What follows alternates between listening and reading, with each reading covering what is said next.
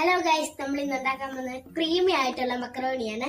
അതിന് നമ്മൾ മക്രോണി, മുളക് പൊടി, കുരുമുളക് പൊടി, വെളുത്തുള്ളി, പാല്, ചീസ്, ബട്ടർ, ഇച്ചിരി ഉപ്പും കൂടെ എടുത്തിട്ടുണ്ട്. ഇനി നമുക്ക് പണി തുടങ്ങിയാലോ. പാൻ ചൂടായി വന്നിട്ട് അതിലേക്ക് 2 സ്പൂൺ ബട്ടർ ഇടുക. അത് കഴിഞ്ഞ് അതിലേക്ക് വെളുത്തുള്ളി ഇടുക. അതൊന്ന് മൂത്ത് കഴിയുമ്പോഴത്തേക്ക് മുമ്പേ പറഞ്ഞതിൽ ടൊമാറ്റോ സോസ് പറഞ്ഞില്ല. ഇനി നമുക്ക് ടൊമാറ്റോ സോസ് ആഡ് ചെയ്യാം. ഇതൊന്ന് മൂത്ത് വന്നിട്ട്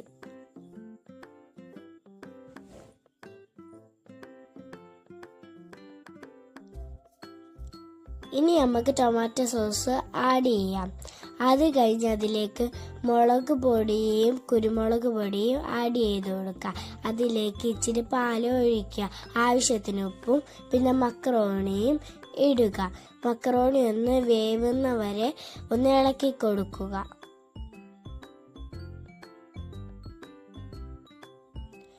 എന്നിട്ട് വെന്ത് കഴിഞ്ഞ് ഇനി ആവശ്യത്തിന് പാല് വേണമെങ്കിൽ ഒഴിച്ചു കൊടുക്കുക. അതൊന്ന് വെന്ത് വരുമ്പോഴത്തേക്ക് ഒന്ന് ഇളക്കി കൊടുക്കുക. ഒന്ന് ക്രീം പോലെ ആയിക്കഴിഞ്ഞ് നല്ല വൃത്തിക്ക് ഇളക്കി കൊടുക്കണ്ട. ഇനിയാണ് ചീസ് ഇടുന്ന സമയം വന്നത്. ചീസ് അപ്പോഴത്തേക്ക് കട്ട് ചെയ്ത് മാറ്റി വെക്കുക. അപ്പോഴത്തേക്ക് ഇതൊന്ന് വേവട്ടെ.